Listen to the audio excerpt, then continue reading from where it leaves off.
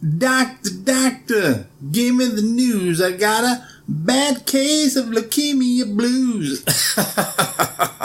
How's it going, guys? We got a lot to talk about on this show. Gonna give you a little, what's been going on since the last show. I think we left off with the, party, super party, whatever. And then we're gonna be getting into a little bit of what's going on. And then from that point on, gonna be some learning going on, you know what I'm saying? Oh, thank you, do. Oh, thank you much. So let's get started with this show, shall we? 1, 2, 3, 4. Laughing with cancer. Let's live a life, not just survive. Laughing with cancer. If you're not laughing, life will pass you by. Yo, guys, this is ELVISRICO. Welcome to Laughing with Cancer. And like I said, we got a lot to talk about. I'm gonna kind of give you an update of since the last show. I think we left off with the whole cruise and the party, super party. And then we're going to go from there. We're going to tell you what's going on and tell you what's happening and what I'm planning to go, how I'm planning to go about these next few shows. All right. So yeah, so like, you know, we did the cruise. Whew, and did we do the cruise? I'm talking party, super party. But we got home, and of course we were going to be going to Palm Springs in August to visit Amanda's family and friends and stuff like that. And she's from Palm Springs. So basically, she kept telling me, I have a surprise for you. I was like, what do you got going on? What are you doing? And she goes, no, I have a surprise for you. And I was like, okay. And I didn't realize at the time, you know, it didn't dawn on me at the time that it was basically Elvis week. And, you know, the anniversary of his death. And so I was thinking about it. I was like, oh yeah, it's Elvis week. So maybe it's Elvis related. So, we get to Palm Springs and we didn't check into the resort yet. We went straight, you know, up this neighborhood, really nice houses, rich people and stuff like that. I was like, what the heck? And so we pull into, lo and behold, it was Elvis and Priscilla's honeymoon, getaway home. I was like, what? I had no clue that Elvis had a honeymoon house getaway, him and Priscilla, in Palm Springs. I'm thinking to myself, what kind of a Elvis impersonator fan are you? You didn't know that stuff. And so I was like, I've never been to Graceland, which is one of the things I'd love to do. But I've never been to Graceland, so this is like the next best thing. And so they have tours there, and they kind of take you around because everything's still pretty much original couch that's built into the house, the original bed that apparently the guy was saying from the time they bought that house, 9 months later, Lisa Marie was born. So Elvis was getting his freak on this bed that's still there. So it was pretty cool. We went out to the back and looked at the pool and he talked about that. But the tour guide kind of monotone. I mean, he had information, he had stuff like that. So he's talking about Elvis, you know, this picture about Elvis. And then he sits down and he goes, you know, a lot of people ask me, why do I do this?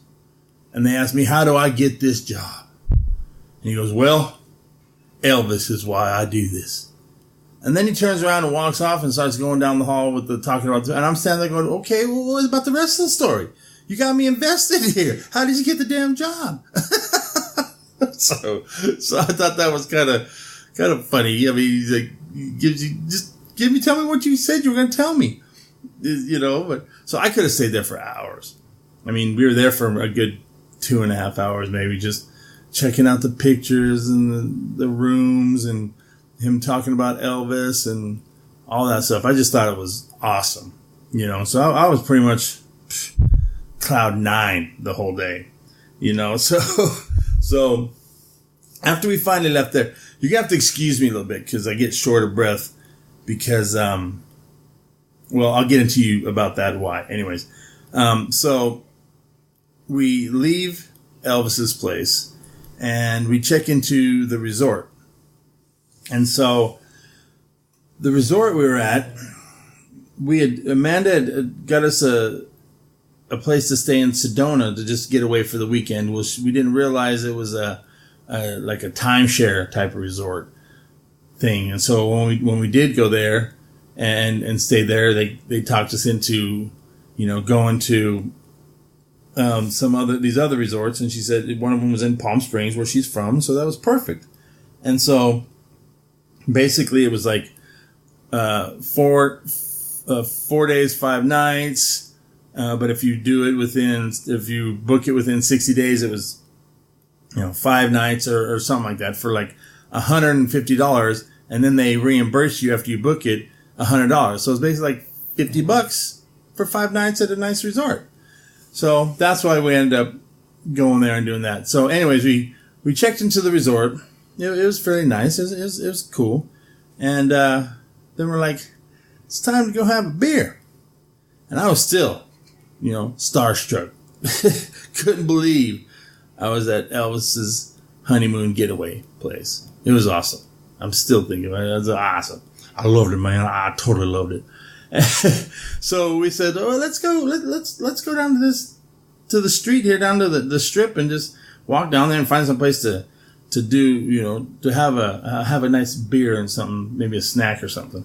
So we stopped by this place called the Village Pub, and so we walk in there, and it happens to be karaoke night on a Monday. I was like, "Wow, right on! I love doing karaoke," and they were doing a karaoke contest. I was like, "Oh man, now a chance to win some cash." Well, lo and behold, of course, I won first. You got another $100. So I was like, this day is just awesome. I got to see Elvis and Priscilla's honeymoon getaway, went and had lunch with one of her friends, and then went and had a beer, and then won $100. First place singing some Elvis song. I did some Frankie Valli. I think I actually won with Jesse's Girl, I didn't even win with the Elvis song. So that was a lot of fun.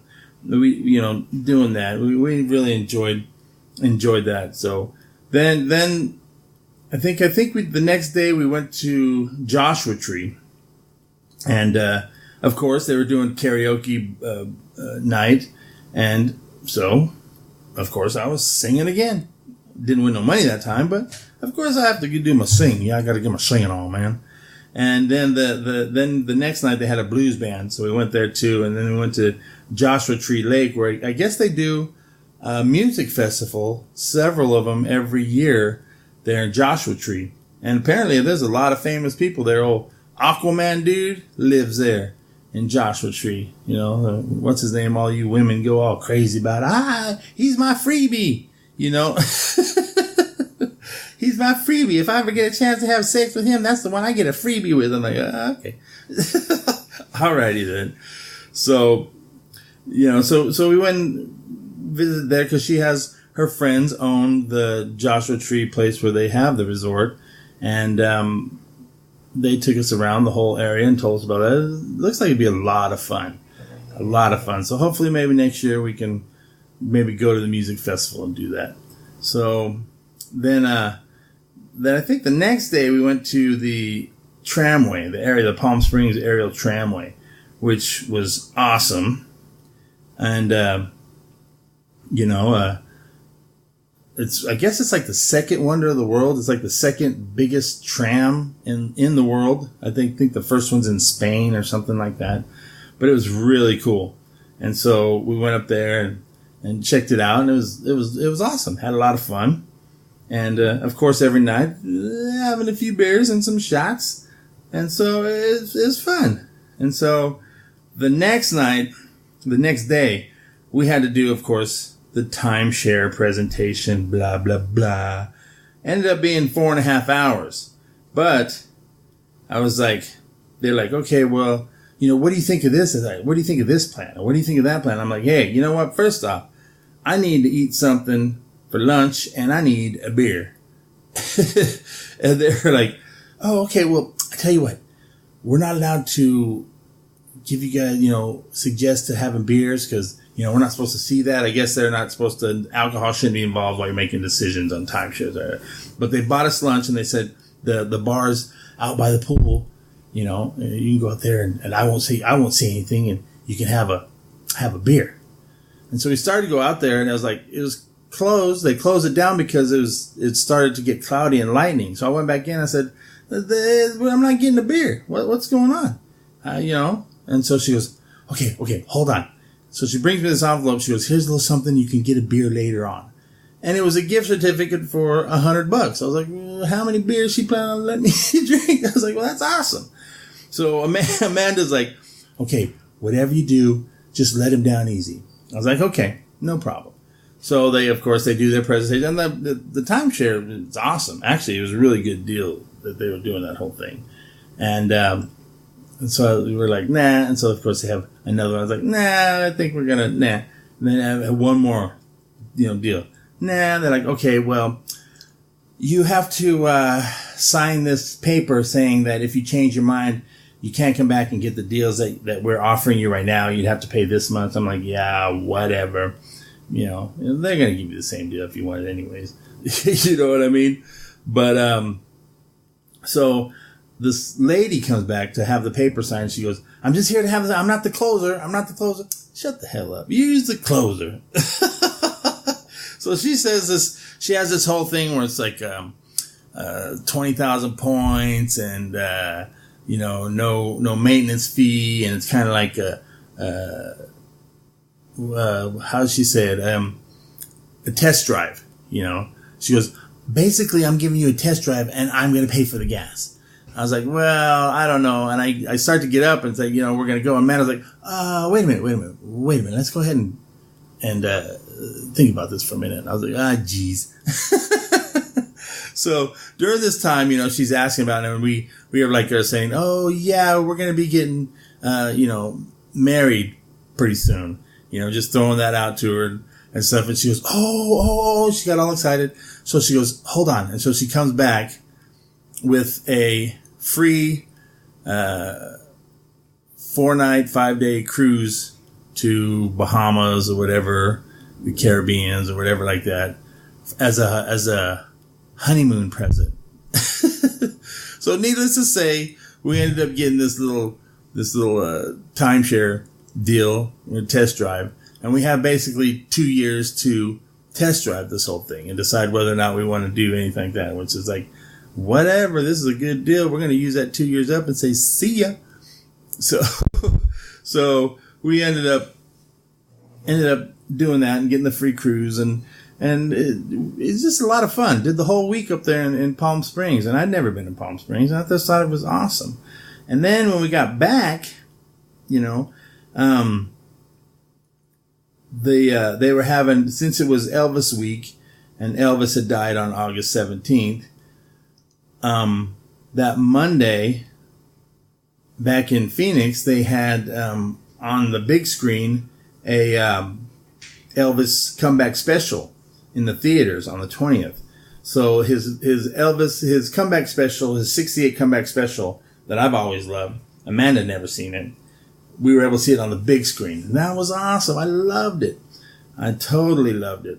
So that was like on the 20th of August. So about that time, after that, I started getting a little sick. Actually I started getting a little sick around the 15th, not feeling too well while we were there in Palm Springs. But of course, some beers and a couple shots always fixed everything. So I kept on with the party, super party. But I kept getting worse and not feeling better. And then like on the 27th of August, I ended up passing out. It was either we didn't quite sure if I passed out or if it was a seizure, because I didn't know. I've never passed out. I mean, other than self-induced with alcohol, whatever, passed out. So, of course, Amanda was like, we need to take you to the emergency room right away. And I was like, nah, I'll be all right. I'll be fine. I'm just not feeling good. But she's like, okay, but, you're going to the doctor tomorrow. I was like, okay, let me make an appointment. So I went to my doctor the next day, told him what was going on. And he's like, well, let's do some blood work and let's get a chest x-ray and a brain scan scheduled for today. It was supposed to be scheduled the 9/11 and see what's going on. So I said, okay. And he says, we'll do a follow-up in 2 days and look at your blood and stuff. So I basically, went home, still not feeling good. And during this whole time, I'm having these headaches. And I never have headaches a lot. And it just kept on, not terrible headaches, but just persisting headaches. So, when we went back that Friday, my doctor, suspected maybe there was he said my blood showed that maybe there was an infection going on, possible kidney failure, and wanted to call my oncologist that I normally see. And my oncologist was like, oh yeah. But first off, my numbers had because my numbers had been like 100,000. And then my white count. And then came down to about 80. And the last time it was like 63. So we were like, okay, that's good. My white count's going down. That's kind of good. Well, during all this time where I'm not feeling good, my white count dropped from 63 all the way down to 23. So my main doctor, my primary care, he was like, I don't know a lot about this, so I'm going to need to call your oncologist and talk to him. Well, of course, my oncologist is like, well, his numbers fluctuate quite a bit often, and tell him to drink a lot of fluids and get some rest, and we'll see him in a couple days. And my doctor come back, and he's like, I don't think so. I'm looking at you, and you don't look too good. I think we need to get you to the hospital and have you get some things checked out right away. And so that's when they said it was possible infection, kidney failure, and then they agreed that the cancer might be flaring up too. So I went to the ER. They admitted me on the 31st at the hospital. So they did a CAT scan and a brain scan. A CAT scan of my brain, and then my chest, my abdomen, my pelvis, and came back and they said, well, your spleen has enlarged. I was like, oh, a little bit, and they're like, no, significantly. It's swollen pretty good. And so that's why I was saying, as I'm talking, you guys might notice I'm out of breath. That's because my spleen's been enlarged and it's kind of pushing up on my diaphragm. So, and then he said, of course, there's clusters on my spleen, and there was clusters of lymph nodes in my groin area, which I could actually feel them, and so they want to do all their tests, of course. First off, they just started doing all kinds of blood work, loading me up with antibiotics to see if it was a viral infection. And so when I went into the hospital, they were kind of freaking out because my pulse was like in the 130s, but my blood pressure was like way low. It was like 67 over 33-ish kind of numbers. And it's like way low. And they're like, what the hell? And of course, my blood sugars are going all crazy. My heart rate's going all crazy. My oxygen was low. And so they want to do more tests. And so, excuse me. So with all that going on, they need to put me on oxygen for a couple of days to get it up a little higher. And then, of course, so I spent my birthday in the hospital, and Amanda decorated my room, and Jackie had brought over balloons and stuff, and the doctors were still looking for infection, giving me, like I said, tons of antibiotics just in case. then I started having, freaking out a little bit. But during this time, they also wanted to do a spinal tap. Now, I don't know if you guys have ever had a spinal tap, but let me tell you something. I asked the nurse, because I've never had a spinal tap. I said, so let me ask you a question. Is a bone marrow biopsy worse than a spinal tap or vice versa? And she goes, oh, no. Bone marrow biopsies are much worse. So I was like, okay, cool. I've done like 4 of those, so that's not a problem. I'm not going to have to worry about it. Well, I started having panic attacks during that time too, slowly. And so when they took me down to go get a spinal tap, and let me tell you something, that is not better. I mean, than a bone marrow biopsy. That hurt like a son of a gun. And the thing was too, I'm laying there, and the guy that's doing it, the doctor or whoever was doing the spinal tap, pokes in he doesn't lidocaine all over, then pokes in my back, and he's like, Then he pulls it out, pokes in another needle. He's like, Pulls it out again and pokes in a third time. He's like, I was like, okay. What's with the damn huh? You can't be sitting there, huh? He's like, well, did you have bulging discs? I was like, yes, I've had back problems for quite a long time, and I've had, spinal or disc degeneration and exposed nerve. He goes, oh, okay, that explains it. I was like, it should be in my chart. He's like, oh, well, yeah, I'm sure it is. We just didn't quite go through the whole chart. I'm like, what? What the fuck? You didn't go through it? And so as I'm looking over there, it's like these needles were like 4 inches long that they were sticking in. But then there was these other 2 needles that were like, they looked like 11 inches or so long. I was like, oh, you're getting ready to use, or you just use those big old needles? And he's like, no, we're getting ready to use that. I was like, what? So he pokes me again, and then he goes, well, shoot, we're getting too much blood in the fluid. So he pulls out and he goes, let's try it one more time a little higher up. I'm like, what the hell? So he does it again. He's like, oh, okay, now we got it going. So they had to like tilt me a little bit so the fluid can drain and they can get their samples. And so during this time, after they did that, I was like, okay, what do I have to know or be prepared about? What am I going to be expecting? He goes, well, just lay on your back for the next 2 hours, and then you can get up. You don't want to get up before that. You'll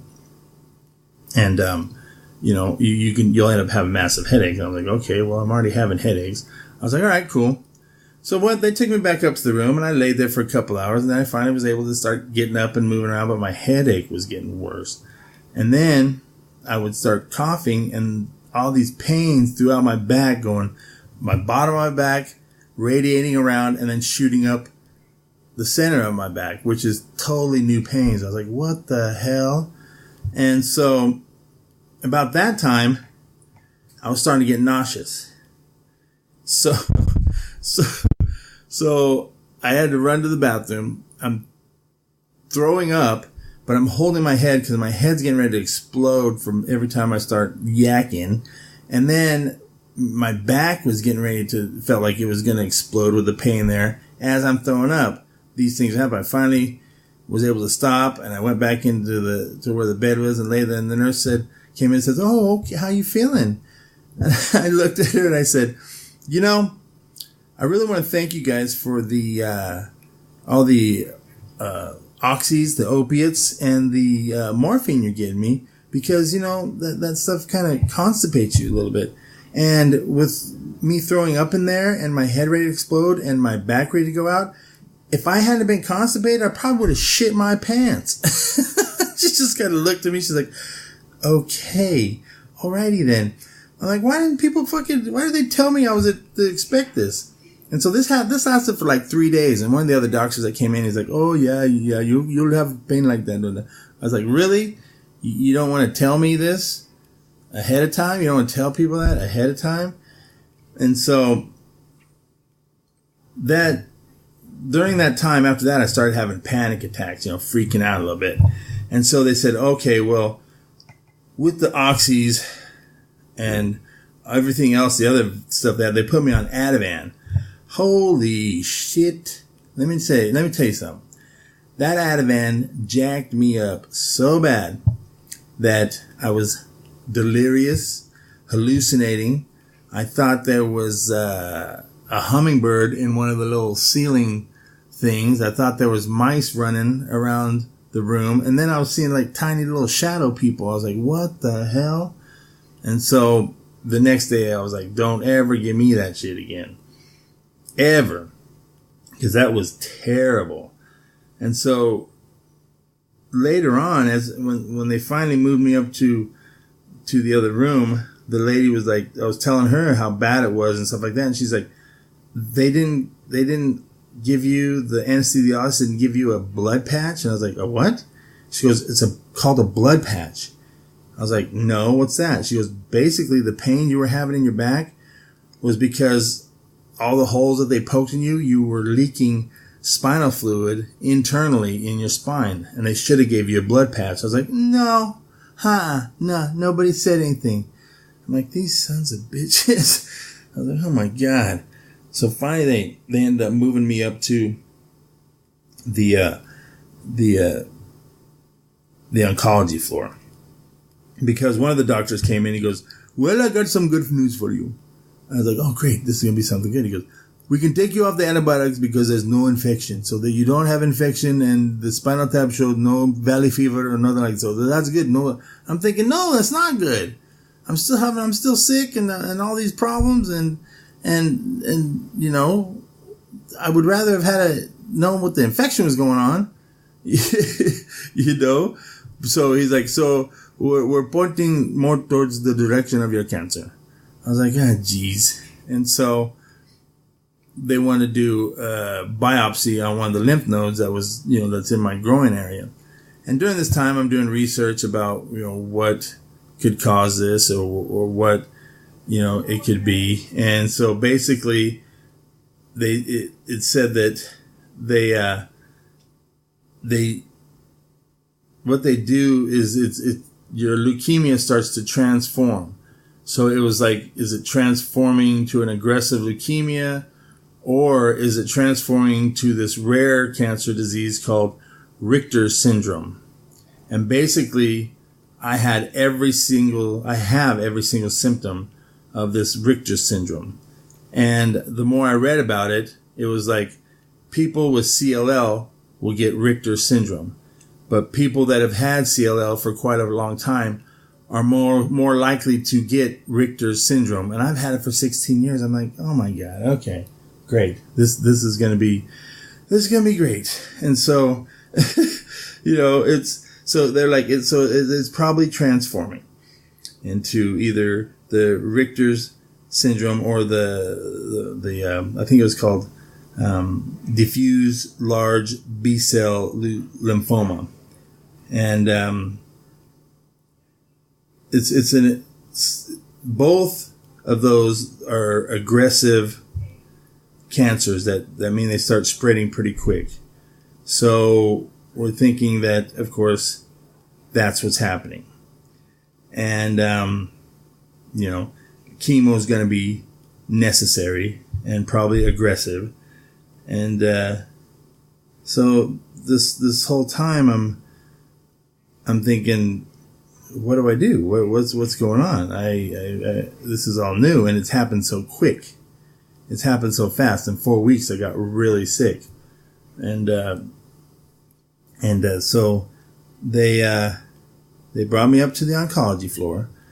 They, of course, drew more blood, did more stuff, did more tests, and basically came in and told me, okay, your cancer is aggressive. We're going to have to do aggressive chemo. I'm like, what is all that? They said it's a chemo called CHOP. I was like, okay. And he says, but we're sending it off for 2 more tests. And when we get that back on Monday, we will know for sure. Well, Monday came, nothing. Tuesday, what is today? Is today Tuesday? I don't even know. Anyways, so today they came in and said, okay, well, we do know that the cancer is going aggressive. I was like, okay, we already know that. And in the meantime, they've already started me on, prednisone and this other drug called allopurinol or something like that. And basically what that is it's getting your body prepared for chemo. It gets your body ready for the chemo and stuff like that. So they were like, but we want to send it off to another pathologist because this pathologist has his report, but they want to send it to another pathologist to kind of, I guess I would say that what they're doing is covering their ass. They want to make sure that these guys here and these guys here both agree that this is it. This is what it is. So hopefully tomorrow they did say this is what we're waiting on, but in the meantime, we're going to go ahead and get a port started in you. So basically, I'm going to be doing the chemo big time. And so they said they're going to start that port and in the morning, and hopefully tomorrow they can start on the chemo. And the chemo, of course, is going to be aggressive. So it's pretty much not going to be a fun couple of months. But I guess the good thing is that I'm still young. So maybe my body can hang and be able to fight this even better. But it's not fun. And you know what? If you have gone through this or you're getting ready to go through this, it's okay to freak out. It's okay to have panic attacks. It's okay to break down and cry a little bit, And I think the other day, because they always ask you if you have a living will and, power of attorney, living will and stuff like that. And I've always been like, I don't have one. What do I need it for? I'm going to have this cancer forever. It's not going to bother me. Just a little fatigue, a little pain. I'll be all right.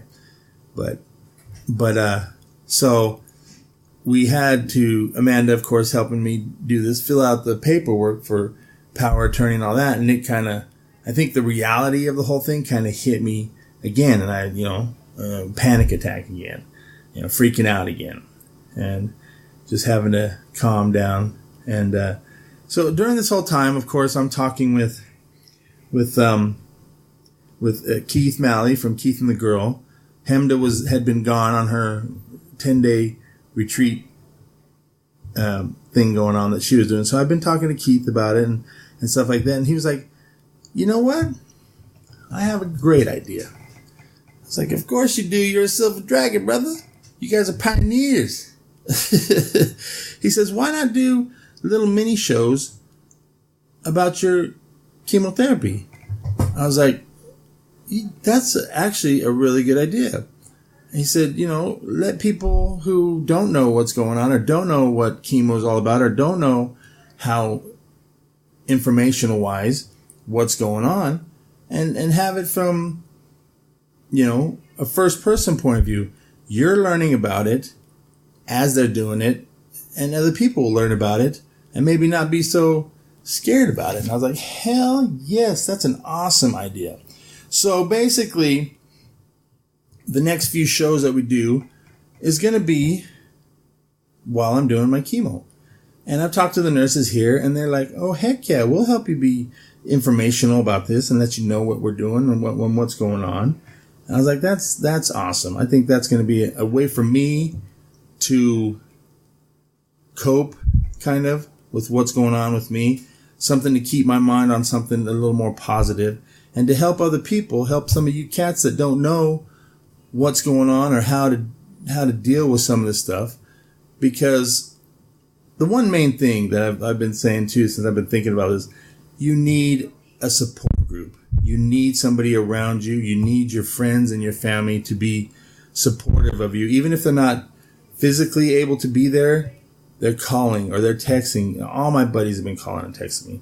My family's been calling and texting me. And I just thank God that I have Amanda here, that she's been here with me 24/7 since we started this.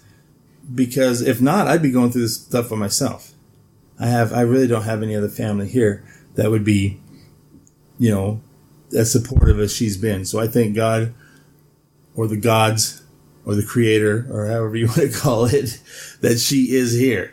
So I'm thinking the next few shows, we're going to be learning together. We're going to learn why my cancer went aggressive.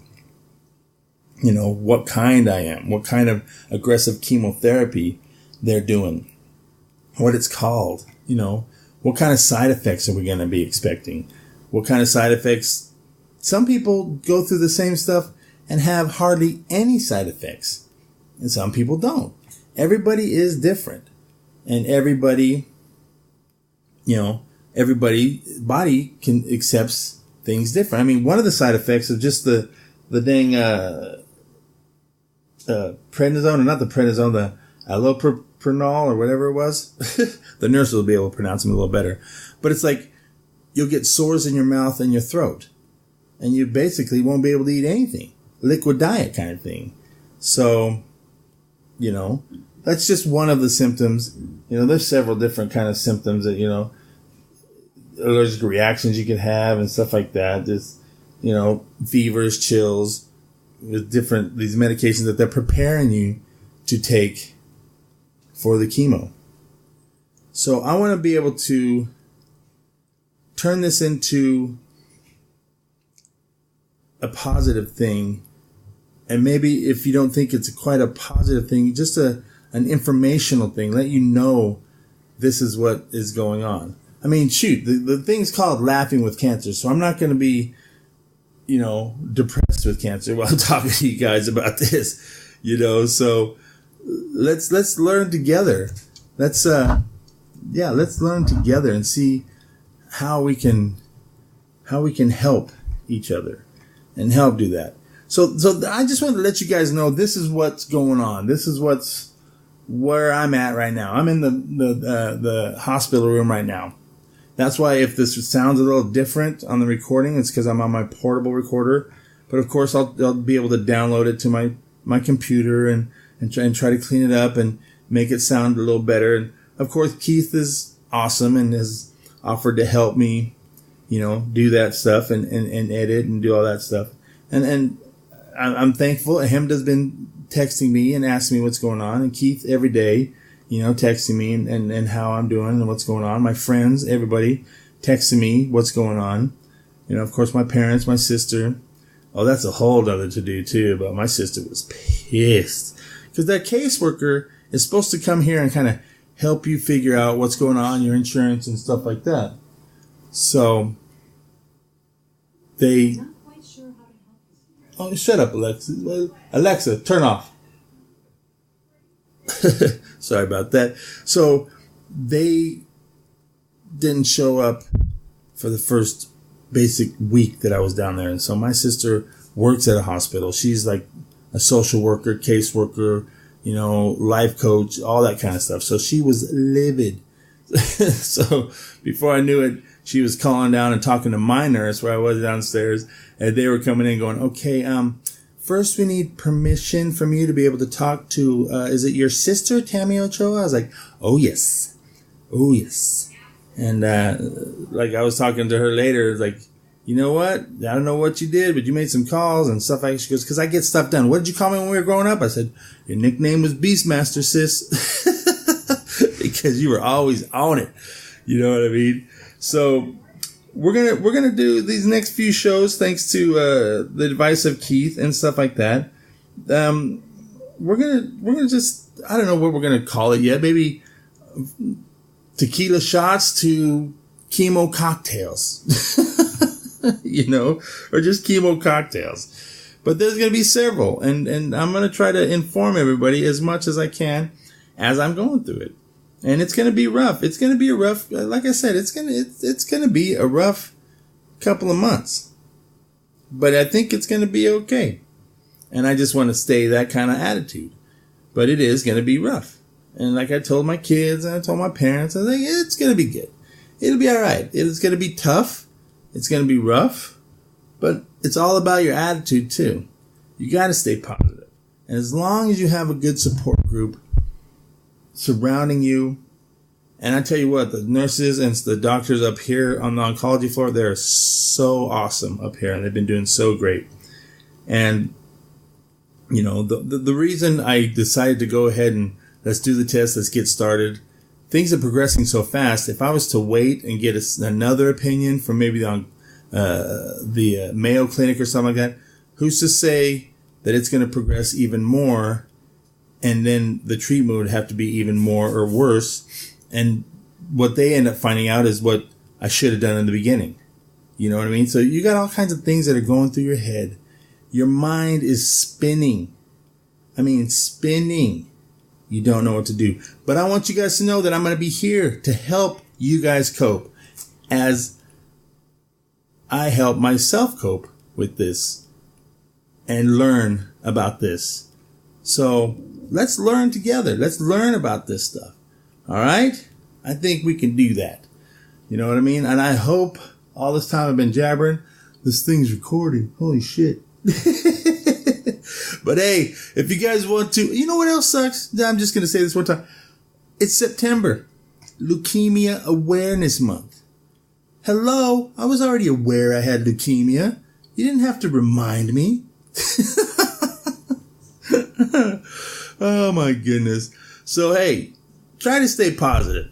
Let's try to laugh at it.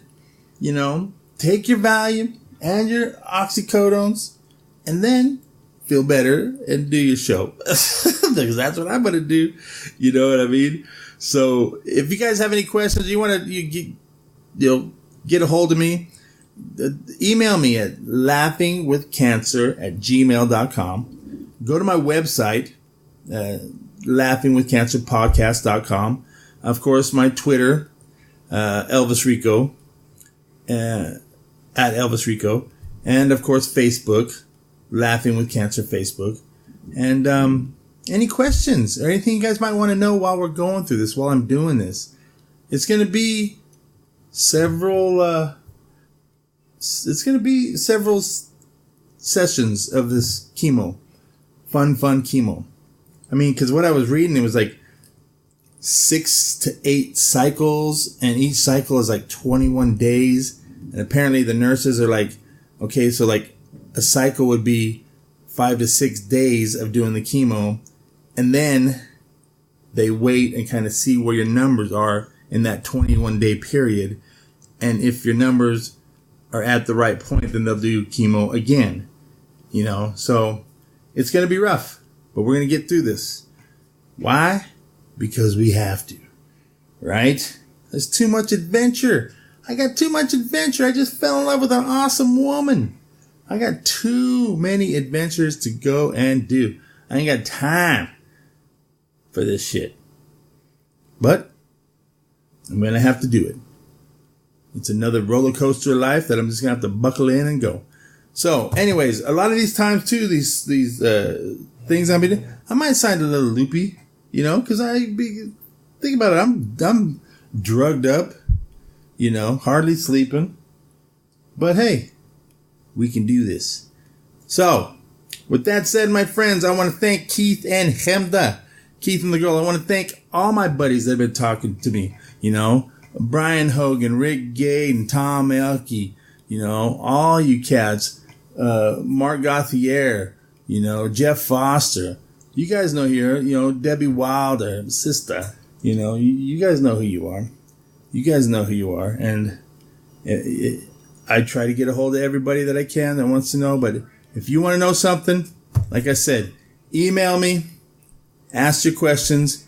I can ask the nurses questions, and we'll do this, all right? So with that said, let's end the show and get ready for a series of chemo cocktail stories as a first-person adventure. This is a whole nother adventure too, right? I know it is. It is. It's going to be a good thing. It's going to be rough, but you know what? It's going to be all right. With that said, I love you all. So we will talk to you soon. Peace, love, and stay laughing. LaughingWithCancerPodcast.com